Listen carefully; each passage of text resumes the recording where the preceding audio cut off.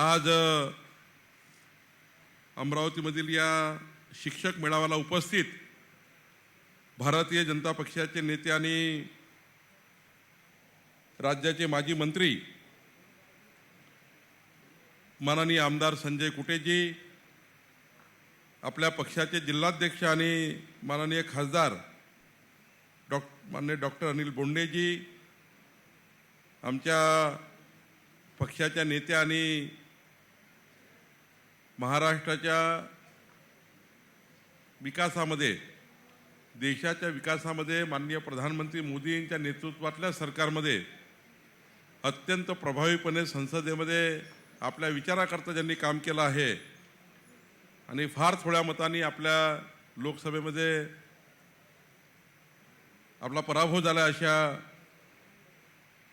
नवनीतजी राणाजी, माननीय आपले जिल्हाध्यक्ष, शहर जिल्हाध्यक्ष, माजी पालकमंत्री प्रवीण पोटेजी, आपले लोकप्रिय आमदार प्रताप अडसडजी, राजेश वानखेडेजी, प्रवीण तायडेजी, केवलराम काळेजी, चंदू यावलकरजी, आपल्या भारतीय जनता पार्टीच्या नेत्या संगीताताई शिंदेजी, माननीय नितीन गुळदेजी, जयंत ढेहनकरजी, संध्याताई टिपलेजी, या ठिकाणी रविराज देशमुखजी, अंताताई तिकले, विनोदजी वाघ, रवींद्र खांडेकर, विजयजी टोनपे, विनोदजी कोलवाळकर, या ठिकाणी आपल्या शिक्षक संघटनेचे भारतीय जनता पार्टी शिक्षक आघाडी व शिक्षक महासंघ अमरावती विभाग या विभागाच्या सर्व पदाधिकारी, या ठिकाणी उपस्थित सर्व बंधू भगिनी, खऱ्या अर्थाने आज आपल्याकरता सर्वांकरता आनंदाचा दिवस आहे की आज आपले मित्र ज्यांचा परिचय आपल्या सर्व परिवारामध्ये आहे आणि आपल्या परिवाराचा घटक म्हणून आपल्या संपूर्ण परिवारासोबत, आपल्या भावनासोबत आणि आपल्या सर्वांना सरकारकडून न्याय मिळवून देण्याकरता, आपल्या सर्वांना आपले सर्वांचे प्रश्न सोडवण्याकरता दिवस रात्र मेहनत करणाऱ्या आपल्या चंद्रशेखरजी भोयर यांचा आज वाढदिवस आहे. एकदा शुभेच्छा म्हणून त्यांना जोरात टाळ्या वाजवून आपण त्यांचं स्वागत करू, कारण टाळ्या वाजवूनच त्यांना शुभेच्छा देऊ. खरं तर जेव्हा माननीय मुख्यमंत्री देवेंद्रजी फडणवीसजी यांना आमचे सर्व आमदार भेटले, माननीय संजय कुटेजी आणि सर्वच आमदार, आणि त्यांनी प्रस्ताव मांडला की चंद्रशेखर भोयर हे अत्यंत प्रभावीपणे शिक्षक चळवळीमध्ये काम करतात, त्यांचा सामाजिक, सांस्कृतिक आणि राजकीय प्रभाव आहे. हा प्रभाव भारतीय जनता पार्टीकरता अत्यंत महत्त्वाचा राहू शकतो. चंद्रशेखर भोयर यांचं जे वलय आहे ते वलय जर भारतीय जनता पार्टीसोबत जुळलं तर भाजप अजून मजबूत होईल. आणि पुढच्या काळामध्ये सर्वात महत्त्वाचं काय, आपल्या पक्षामध्ये कोणाला तिकीट मिळेल ते हे पार्लमेंटरी बोर्ड ठरवतं, केंद्रीय पार्लमेंटरी बोर्ड ठरवतं. पण आपल्या आमदारांना असं वाटलं की चंद्रशेखर भोयर जर भारतीय जनता पार्टीमध्ये आले तर नक्कीच आपली पुढची अमरावतीची शिक्षक जी मतदारसंघ आहे, हा मतदारसंघ भारतीय जनता पार्टी महायुती जिंकल्याशिवाय राहणार नाही. या खऱ्या अर्थाने पुढच्या काळामध्ये भाजपा महायुती हा मतदारसंघ 100% जिंकल्याशिवाय राहत नाही, जोपर्यंत चंद्रशेखर भोयर हे महायुतीमध्ये खऱ्या अर्थाने भाजपमध्ये पक्षप्रवेश करत नाही. आणि म्हणून हे सर्व आमदारांच्या मनात होतं. माननीय देवेंद्रजींनी मला फोन केला आणि सांगितलं की चंद्रशेखर भोयर यांना पक्षामध्ये घेतलं पाहिजे. आणि आज मला अभिमान आहे की चंद्रशेखर भोयर यांनी पक्षामध्ये प्रवेश केल्यानंतर त्यांनी ज्या पद्धतीने मंत्रालयामध्ये आपलं काम चालू केलं, आपल्या सरकारकडे शिक्षकांच्या समस्या मांडणं सुरू केल्या. माझे तर 50 पत्र त्यांनी घेतले, पण त्या 50 पत्रामध्ये एकच भावना होती की आमच्या अमरावती विभागाच्या शिक्षकांचे प्रश्न हे सरकारने सोडवले पाहिजे. या एकमेव भावनेतनं त्यांनी खऱ्या अर्थाने माझे पत्र सरकारकडे पाठवले. पालकमंत्री म्हणून माझे पत्र घेतले. आदिवासी मेळघाट भागातल्या शिक्षकांच्या बदल्या, त्यानंतर त्यांच्या भरत्या, या सर्व विषयावर त्यांनी बोलणं सुरू केलं. आणि खऱ्या अर्थाने एक सकारात्मक बाब म्हणून या ठिकाणी जसं शिंदेसाहेब ताईचं काम चालू आहे, सोबतच या ठिकाणी शेखर भोयरचं काम आज त्या ठिकाणी आपल्या भारतीय जनता पार्टीमध्ये सुरू झालं आहे. खरं तर चंद्रशेखर भोयर यांनी खऱ्या अर्थाने मागच्या 1-1.5 महिन्यामध्ये आपल्या मंत्रालयामध्ये येऊन या ठिकाणी अनेक समस्या मांडल्या आहेत. अनेक शिक्षकाच्या समस्या सुटल्या पाहिजे याकरता विधिमंडळामध्ये येऊन त्यांनी त्या ठिकाणी, जरी सभागृहात ते आज येऊ शकत नाही, पण मी तुम्हाला दाव्याने सांगतो या अमरावती शिक्षक विभागाचा जो आत्ता आमदार आहे त्यांनी जेवढे प्रश्न सभागृहात मांडले नाही त्यापेक्षा जास्त प्रश्न चंद्रशेखर भोयर यांनी सभागृहाच्या बाहेर, म्हणजे आज सभागृहात येऊ शकत नाही पण सभागृहाच्या बाहेर मात्र मंत्रालयाचे 7 मजले चढून खालीवर करून आपले प्रश्न मांडता येतात हे दाखवून देण्याचं काम चंद्रशेखर भोयर यांनी केलं. खऱ्या अर्थाने आमच्या सर्व आमदारांनी जो एक आपल्या या मतदारसंघामध्ये हा मतदारसंघ जिंकून आणण्याकरता एक कोहिनूर हिरा त्या ठिकाणी शोधून आणला आणि खऱ्या अर्थाने या ठिकाणी आपला मतदारसंघ मजबूत करण्याचा प्रयत्न केला. खरं तर मी आधीच सांगितलं, आत्ताही मी मीडियाशी बोललो की आपल्या पक्षामध्ये कुणाला तिकीट मिळो, संगीताताई मागतील, चंद्रशेखर मागेल, कोण आमदार होईल हे महत्त्वाचं नाही आहे. चंद्रशेखर आमदार होईल, संगीताताई होतील, अजून कोणी आमदार होईल या मतदारसंघामध्ये, ह्या मतदारसंघाचा आमदार आपल्या डबल इंजिन सरकारचा आमदार असला पाहिजे. खरं तर माननीय प्रधानमंत्री मोदींच्या नेतृत्वातलं सरकार देशामध्ये आहे आणि 2039 पर्यंत आपलं सरकार आहे. आता तर आपण म्हणतो 15 वर्ष भारतीय जनता पार्टी महायुतीचं सरकार केंद्रामध्ये आणि राज्यामध्ये येण्याकरता कोणी थांबू शकत नाही, कारण 15 वर्ष पुढचं राज्य हे भाजपा महायुतीच्या या ठिकाणी असणार आहे, डबल इंजिन सरकार आहे. आणि माननीय मोदीजींनी तर विकसित भारताचा संकल्प केला आहे. या देशातली नवीन शिक्षा नीती ज्या पद्धतीने मोदीजींनी या देशाला दिली आहे, या नवीन शिक्षा नीतीच्या माध्यमातून या देशाला विकसित भारत करत असताना विकसित महाराष्ट्राचा संकल्प माननीय देवेंद्र फडणवीसांनी केला आहे. आणि मग हा जो संकल्प आहे या संकल्पाला पुढे नेण्याकरता अमरावतीची उद्याची शिक्षक मतदारसंघाचा जो आमदार आहे तो भाजपा महायुतीचा असला पाहिजे. याकरता खऱ्या अर्थाने आजचा दिवस हा अत्यंत महत्त्वाचा होता. आणि म्हणून चंद्रशेखर भोयरला मी सांगितलं की जरी आज मी येऊ शकत नसेल, आज खऱ्या अर्थाने येऊ शकत नव्हतो कारण माननीय गडकरी साहेबांनी नागपूरच्या विकासाच्या महत्त्वाच्या बैठकी लावल्या, पण मी माननीय नितीनजीला विनंती केली की नितीनजी, चंद्रशेखर भोयर यांचा वाढदिवस आहे, मला अमरावतीला जायचं आहे, तुम्ही दुपारची बैठक रद्द करा, या बैठकी संध्याकाळी करा. त्यांनी संध्याकाळी 6 ते 9 बैठकी लावल्या आणि त्यांनी सांगितलं की चंद्रशेखर भोयरच्या वाढदिवसाला माझ्याही शुभेच्छा आहे. आज माननीय नितीन गडकरी साहेबांनी शुभेच्छा दिल्या आहे आणि माननीय राज्याचे मुख्यमंत्री देवेंद्र फडणवीसजींनी चंद्रशेखर भोयर यांना शुभेच्छा दिल्या आहे. खऱ्या अर्थाने या ठिकाणी मी एवढंच सांगेल, राजकारणामध्ये, समाजकारणामध्ये, आंदोलनामध्ये अनेक वर्ष चंद्रशेखर भोयर यांनी काम केलं आणि या भागामध्ये आपला ठसा त्यांनी उमटवला. काही लोकांनी मला सांगितलं की चंद्रशेखर भोयर यांनी 250-300 त्या ठिकाणी मोठ्या प्रमाणात होर्डिंग्स लावले होते, ते अमरावती कमिशनरनी काढले. आता बघू अमरावती कमिशनर कोणाकोणाचे बोट काढतं त्याची चिंता करू नका, मी ते बघणार आहे. खऱ्या अर्थाने जर एखादे बोट काढले असतील त्यात काही नाराजी नाही आहे, पण याची परवानगी घेतली नाही. मी शांत बसलो कारण परवानगी नसेल तर होर्डिंग्स लावू नये. होर्डिंग्स हे लावताना परवानगी घेऊनच लावले पाहिजे, अधिकाराचा काही दोष नाही आहे. पण पुढच्या काळामध्ये जेवढ्या अमरावतीमध्ये बोर्ड लागतील ते सर्व परमिशनचे असले पाहिजे असं मी कमिशनरला सांगणार आहे आणि या ठिकाणी तसा आदेशही काढणार आहे. या ठिकाणी बोर्ड काढल्याबद्दल काही नाराजी ठेवू नये. बोर्ड लागतात, बोर्ड निघतात, त्यामुळे बोर्ड लावल्याने कोणी मोठं होत नाही, बोर्ड काढल्याने कोणी मोठं होत नाही. खऱ्या अर्थाने त्यांनी त्यांच्या भावना होत्या बोर्ड लागले पाहिजे, पण बोर्ड काढले तर त्याच्यासाठी एवढी काही नाराजी चंद्रशेखर घ्यायची गरज नाही. बोर्डाने काही माणसं मोठे होत नाही. खऱ्या अर्थाने आपण एवढं कर्तृत्व मोठं करू, आपण आपल्या पक्षाचं, आपल्या सरकारचं कर्तृत्व एवढं समोर जाऊ की जनतेच्या मनामध्ये आपले बोट तयार झाले पाहिजे. याकरता आपण निश्चितपणे काम करू. याकरता या ठिकाणी आपण पुढे जाण्याचा प्रयत्न करू. खऱ्या अर्थाने मी जास्त वेळ घेणार नाही, पण एवढंच सांगेल की आज माननीय प्रधानमंत्री मोदीजी जे विकसित भारताचा संकल्प केला आहे, आज बघितलं असाल तुम्ही, मोदीजींनी या देशाला 2029 पर्यंत पुढे नेताना हे म्हटलं आहे की 2047 मध्ये जगातला सर्वोत्तम भारत निर्माण करण्याचा संकल्प मोदीजींनी केला. आणि हा संकल्प कुणाच्या भरवशावर केला? या ठिकाणी या देशातल्या येणाऱ्या युवा मानव संसाधनाला मजबूत मानव संसाधन करण्याची जबाबदारी ज्या शिक्षकावर आहे, ज्या शिक्षकावर आहे, शिक्षकाशिवाय विकसित भारताचा संकल्प पूर्ण होऊ शकत नाही. शिक्षकाशिवाय विकसित भारताचा संकल्प पूर्ण होऊ शकत नाही. कारण तुम्ही ज्या पद्धतीचं शिक्षण कौशल्य येणाऱ्या मानव संसाधनामध्ये तुम्ही निर्माण कराल, येणाऱ्या पिढीमध्ये निर्माण कराल। जे जे विद्यार्थी तुमच्या समोर शिक्षक म्हणून विद्यार्थी बसतील तेव्हा त्या विद्यार्थ्यांमध्ये ज्या पद्धतीचं स्किल तुम्ही टाकाल, ज्या विद्यार्थ्यांना तुम्ही घडवाल, ज्या पद्धतीचे घडवाल त्या पद्धतीने देश समोर जाईल। विद्यार्थ्यांना तुम्ही जर योग्य पद्धतीने मोल्ड केलं, त्यांना सांस्कृतिक आपली जी परंपरा आहे, शेवटी आपल्या देशाला शिक्षेची परंपरा आहे, पण या देशाला सांस्कृतिक वारसा आहे आणि त्यामुळं येणारी पिढी ही खऱ्या अर्थाने सांस्कृतिक निर्माण झाली पाहिजे, ही पिढी विकसित निर्माण झाली पाहिजे।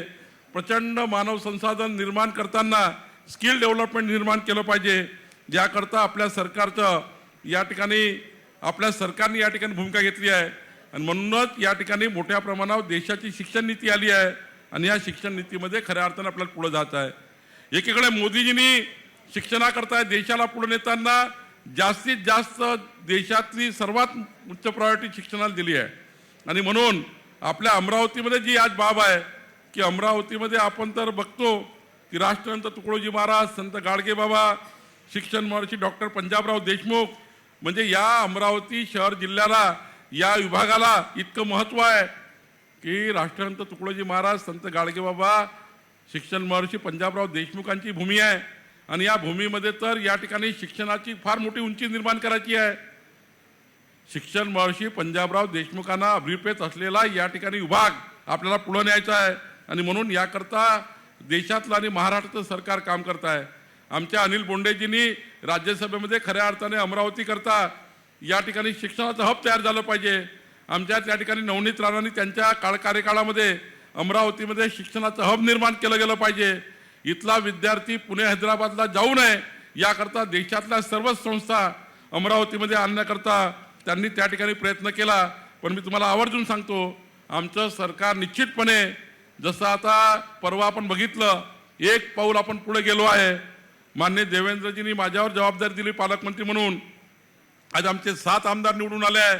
अमरावतीने आमच्यावर मोठं प्रेम केलेलं आहे।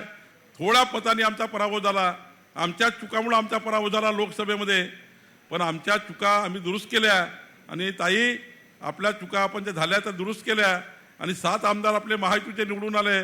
पण पुढच्या काळामध्ये अमरावतीचाही खासदार भारतीय जनता पार्टी आणि महायुतीचा असेल, काही काळजी करायची नाही। 16-18 हजारांनी काही आपला पराभव झाला, तो काही फार मोठा पराभव नाही आहे, आपल्या चुकामुळे पराभव झाला। माझा त्या ठिकाणी प्रदेश अध्यक्ष म्हणून अजून जर मी लक्ष दिलं असतं तर निश्चितपणे आपल्या नवनीत राणा पुन्हा लोकसभेमध्ये असत्या।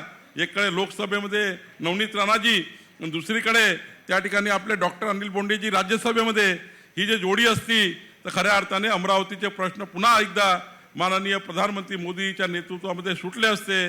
पण जनता जेव्हा मत करते त्यांना या ठिकाणी खऱ्या अर्थाने विचार केला पाहिजे की नवनीत राणासारख्या या ठिकाणी अत्यंत चांगला खासदार, ज्या अमरावतीची बाजू त्या ठिकाणी मांडण्याचा पूर्ण प्रयत्न केला, त्यांना त्या ठिकाणी थोड्या मतांनी आपण पराभूत झालो। ठीक आहे, आमची चूक दुरुस्त आम्ही केली आहे। आता भारतीय जनता पार्टीची संघटना आम्ही पुन्हा वाढवू, पण निश्चितपणे पुढच्या काळामध्ये आपली लोकसभा सुद्धा ही पुन्हा वापस आणण्याचाही आपल्याला या ठिकाणी प्रयत्न करायचा आहे। या ठिकाणी खऱ्या अर्थाने मला तर वाईट वाटतं, जेव्हा देवेंद्र फडणवीस सरकार 2014-19 मध्ये होतं, आमचे डॉक्टर अनिल बोंडे आमच्यासोबत मंत्री होते, माननीय आमचे नेते संजय कुटेजी या भागातले ते मंत्री होते। त्यावेळी खऱ्या अर्थाने आपलं सरकारने पवित्र पोर्टल आणलं होतं, शिक्षकांच्या भरतीकरता पवित्र पोर्टल आणलं होतं देवेंद्र फडणवीसांनी। 5 वर्ष फडणवीस सरकारमध्ये 1 रुपयाचाही भ्रष्टाचार शिक्षकाच्या भरतीमध्ये झाला नाही, पारदर्शीपणे शिक्षकाच्या अपॉइंटमेंट त्या ठिकाणी झाल्या। पण उद्धव ठाकरे सरकार आलं आणि उद्धव ठाकरे सरकारने, तेव्हाच्या महाविकास आघाडी सरकारने देवेंद्र फडणवीसांनी निर्माण केलेलं पवित्र पोर्टल हे बंद करून टाकलं आणि भ्रष्टाचाराचा अड्डा सुरू झाला। आज नागपूरमध्ये बघतायत, अनेक लोकांना जेलमध्ये जावं लागलं। हे त्या ठिकाणी खऱ्या अर्थाने पवित्र पोर्टल गेल्यानंतर ज्या पद्धतीचा भ्रष्टाचार शिक्षण खात्यामध्ये झाला, तो भ्रष्टाचार या ठिकाणी मोठ्या प्रमाणावर आता शोधून काढण्याचं आमचं सरकार काम करत आहे। या ठिकाणी 2 वर्षामध्ये 21,678 शिक्षकाच्या भरत्या आल्या, 4,860 शिक्षक पदाची समग्र शिक्षा अभियानात भरती झाली, 218 विशेष शिक्षक पदाची भरती दिव्यांग विद्यार्थ्याकरता आपल्या सरकारने केली। एक राज्य एक गणवेश ही योजना त्या ठिकाणी आणली होती, पण आपल्या सरकारने ती बदलली आता प्रत्येक शाळेला स्वायत्ता दिली गेली की त्यांचा गणवेश त्यांनी निवडावा. यापूर्वी तर दिल्ली मुंबईवरनं टेंडर काढण्याकरता एक त्या ठिकाणी जे एक राज्य गणवेश काढून टाकलं. एक राज्य गणवेश म्हणजे मुंबईवरनं गणवेश पाठवला जाईल आणि तो गणवेश खालपर्यंत जाईल. आता हे बदललं आहे. आता शाळेला जबाबदारी दिली आहे, तुमचा गणवेश तुम्ही ठरवा. हे अत्यंत महत्त्वाचं त्या ठिकाणी काम आपल्या सरकारने केलं. या ठिकाणी शिक्षकाचा सन्मान करणे, शिक्षकाला सशक्तीकरण करणे, या ठिकाणी आपल्या पार्टीने आपल्या पक्षाने धोरण स्वीकारलेलं आहे. आणि म्हणून पुढच्या काळामध्ये राष्ट्रीय शैक्षणिक धोरणामध्ये ज्या काही सुधारणा असतील त्या करू. माननीय मोदीजींना आपण विनंती करू की काही गोष्टी महाराष्ट्राला अपेक्षित आहेत त्या आपण करण्याचा प्रयत्न मोदींच्या नेतृत्वाचा सरकारकडनं करू. काही जर त्यातला कमी जास्तपणा असेल तर अनिल बोंडेजी मांडतील सभागृहामध्ये. पण या ठिकाणी आपल्याला आजच्या मेळाव्याच्या माध्यमातून आजच्या चंद्रशेखर भोयरच्या वाढदिवसाच्या मेळाव्याच्या निमित्ताने आपल्या सर्व शिक्षकांना संकल्प करायचा आहे की या जिल्ह्याला पुढे नेण्याकरता आपल्याला आपल्या विद्यार्थ्यांना कुठल्या पद्धतीने वर नेलं पाहिजे याचं चिंतन म्हणून या बैठकीत केलं गेलं पाहिजे. आणि या अमरावती जिल्ह्याला अपेक्षित असलेला विद्यार्थी या ठिकाणी घडला पाहिजे, याकरता आपल्याला काम करण्याची गरज आहे. आज या ठिकाणी मी जास्त वेळ घेताना पण एवढंच सांगेल की आज आपली मराठी मातृभाषा आहे. मराठी भाषेचा सन्मान हा आपल्या 14 कोटी जनतेने केला पाहिजे. मराठी भाषेला अभिजात दर्जा देण्याचं काम माननीय प्रधानमंत्री मोदीजींनी केलं. आजपर्यंत कुठल्याही सरकारला वाटलं नाही. अनेक लोक सरकारमध्ये गेले, अनेक मंत्री झाले, अनेक पालकमंत्री झाले. आपल्या महाराष्ट्राचा अनुभव असा आहे, कधी या ठिकाणी कुठली गोष्ट मांडत नाही. पण माननीय प्रधानमंत्री मोदीजींना आपल्या देवेंद्र फडणवीसजींनी या ठिकाणी विनंती केली की मराठी भाषेला अभिजित दर्जा मिळाला पाहिजे. आज मला अभिमान आहे अमरावतीमध्ये की मराठी भाषेला अभिजित दर्जा देण्याचं काम माननीय प्रधानमंत्री मोदीजींनी केलं आहे. आणि 14 कोटी जनतेची माय मराठी बोली आपली मराठी भाषा ही देशातली महाराष्ट्राची सर्व उच्चस्तरीय म्हणजे आपल्या शीर्षस्थळावर मराठी भाषेचा उल्लेख झाला पाहिजे. प्रत्येक व्यक्तीला मराठी भाषा आली पाहिजे. यानंतर शिक्षक शिकत असलेल्या प्रत्येक विद्यार्थ्याला कुठली शाळा असो, सीबीएसई शाळा असो की जिल्हा परिषदेची शाळा असो, प्रत्येक शाळेमध्ये मराठी भाषेला शिकवण्याचं काम त्या ठिकाणी केलं पाहिजे. पण सोबतच या ठिकाणी जी राष्ट्रीय शिक्षा नीती आली आहे, कारण देशावर जर त्या ठिकाणी कुठे उद्या आपल्याला देशामध्ये कुठे भ्रमण करायचं असेल, आपल्या देशामध्ये कोणत्याही भागात जायचं असेल तर त्या ठिकाणी हिंदी भाषासुद्धा आपल्या लोकांना आली पाहिजे. याकरता काही धडे हिंदीतनं देण्याचंही राष्ट्रीय शिक्षा नीतीमध्ये म्हटलेलं आहे. आणि म्हणून मराठी भाषेचा सन्मान करत असताना, मराठी भाषेला उच्चस्तरीय दर्जा देत असताना बाकी भाषासुद्धा आपल्याला त्या ठिकाणी आपल्या या विद्यार्थ्यांना आल्या पाहिजे. याकरता नवीन शिक्षा धोरण माननीय मोदींच्या सरकारने तयार केलं आहे, त्यालाही आपल्याला पुढे न्यायचं आहे. आपल्याला आपल्या विद्यार्थ्यांना कौशल्य विकसित शिक्षण द्यायचं आहे. सॉफ्ट स्किल शिक्षण असेल, डिजिटल साक्षरता असेल, आर्टिफिशियल इंटेलिजन्स असेल, यामध्ये आपल्याला पुढे जायचं आहे. आता तर तो काळ आहे, येणारे विद्यार्थी इतके ॲडव्हान्स आहे, म्हणजे आपल्या घरातली पिढी इतकी ॲडव्हान्स आहे. शिक्षक मित्रांनो, बहिणींनो, भावांनो, माझी विनंती आपल्याला आहे, आपल्या घरची पिढी बघा किती ॲडव्हान्स आहे. आज आपल्याला जेव्हा ग्रॅज्युएटमध्ये कळायचं नाही ते KG1च्या पोराला कळतं, इतकी ॲडव्हान्स पिढी आपल्या घरी आहे. आणि ही पिढी AIची पिढी आहे. आर्टिफिशियल इंटेलिजन्सच्या नावाने उद्याच्या काळामध्ये ज्या पद्धतीचा विकास या मुलांचा आणि आपल्या पिढीचा होऊ शकतो, म्हणजे आपण विचार करू शकतो. ही जे संस्कारमय सांस्कृतिक पिढी निर्माण होते आहे, ही हाय एज्युकेटेड पिढी निर्माण होते आहे, AI बेस्ड शिक्षण असणारी पिढी पुढे येणार आहे. ही पिढी संपूर्ण भारताला जगातला सर्वोत्तम भारत निर्माण करण्याची क्षमता असलेली पिढी निर्माण होणार आहे. आणि म्हणून आपल्या सर्वांची जबाबदारी आहे की आपल्याला अमरावतीला पुढे नेताना या ठिकाणी खऱ्या अर्थाने काम करायचं आहे. मी जास्त वेळ घेणार पण एवढंच सांगतो आहे, या जिल्ह्याचा पालकमंत्री म्हणून मी सर्व आमदारांना विनंती केली आहे. मागच्या जिल्हाधिकाऱ्याच्या बैठकीत केली, आजही तुमच्या समोर सार्वजनिक सांगतो आहे.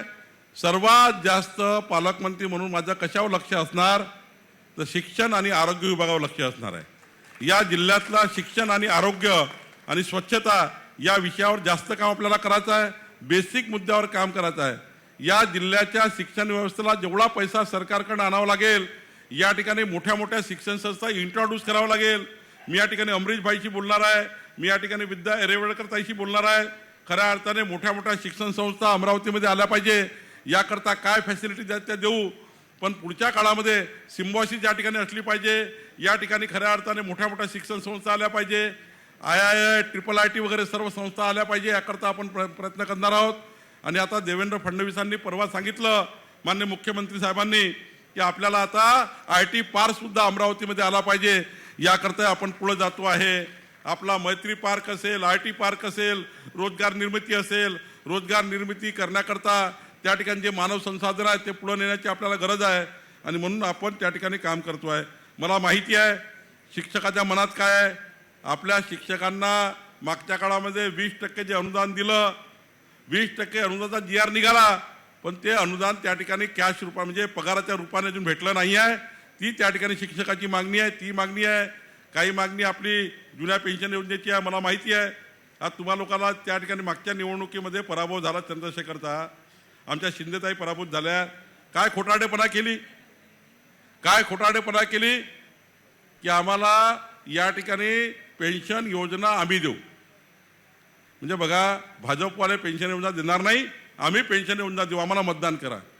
जनतेचे खोटं बोलून मतदान घेतलं पेन्शन योजनेच्या नावाने.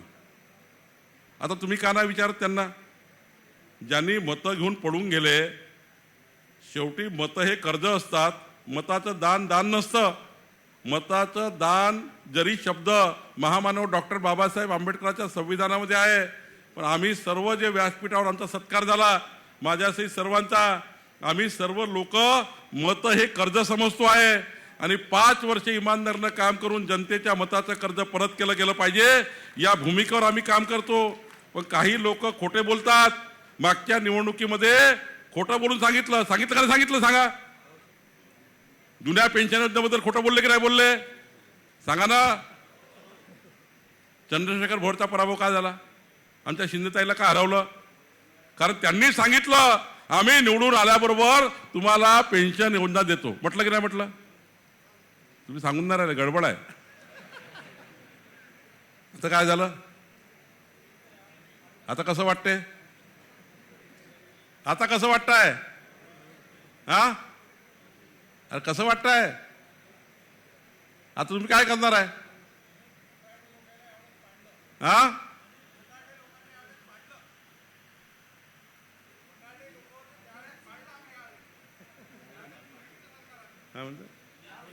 हा, विधानसभेत तुम्ही जमवलं. हा,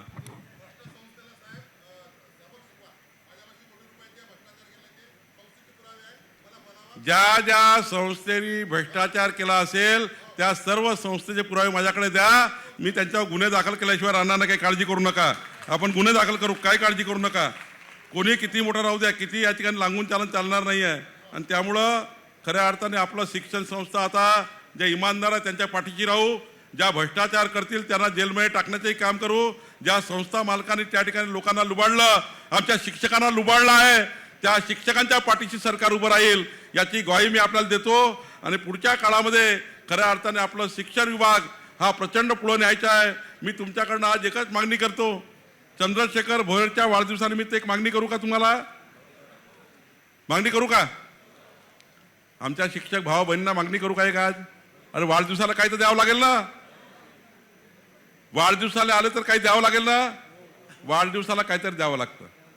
आपण हा निर्धार करू, पुढच्या वर्षभरामध्ये अमरावती जिल्ह्याचं जे एज्युकेशन आहे, ह्या एज्युकेशनचा स्तर हा महाराष्ट्रामध्ये क्रमांक 1 वर आला पाहिजे, याकरता आज संकल्प करू.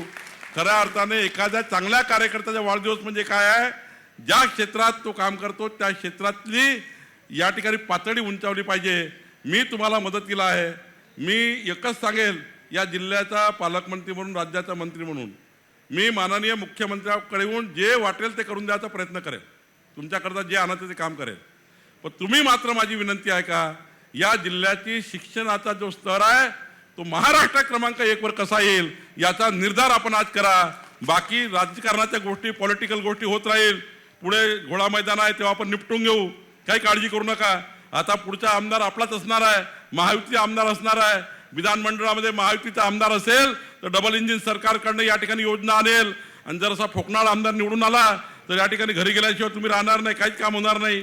या ठिकाणी जे आता निवडून आले आहेत ते तुम्हाला माहिती आहे कसे आहे, म्हणजे मला पाहणं फुलवा असे लोक निवडून आले आहे. खऱ्या अर्थाने तुम्ही या लोकांना मतदान करू नका. पुढच्या काळात असा नेता निवडून द्या की महाराष्ट्राच्या विधानमंडळामध्ये शिक्षकाची बाजू मांडणारा, भक्कमपणे त्या ठिकाणी लढणारा आमदार पुढच्या वेळी अमरावती शिक्षक मतदारसंघात निवडून द्या.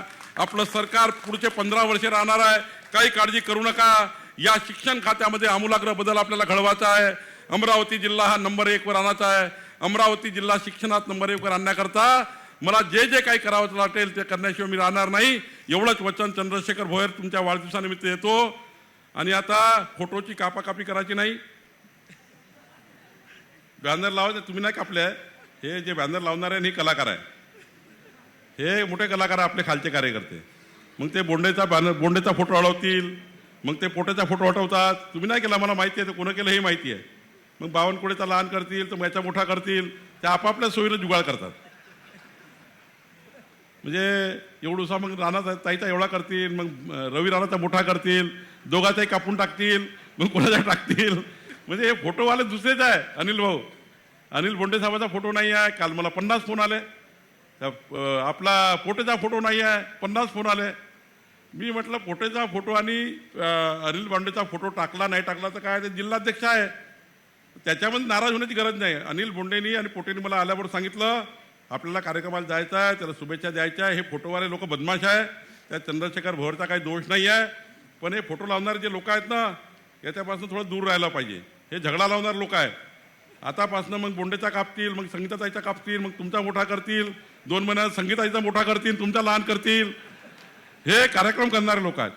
त्यामुळे याच्यापासून आपल्याला दूर राहायचं आहे. आज एकच निर्धार करायचा, शिंदेताई, भोयर, सर्वांनी, आपल्या सर्व आमदारांनी, अमरावती जिल्ह्याचं शिक्षणाचं जे एज्युकेशनचं पर्सेंटेज आहे हे महाराष्ट्रात टॉप आलं पाहिजे.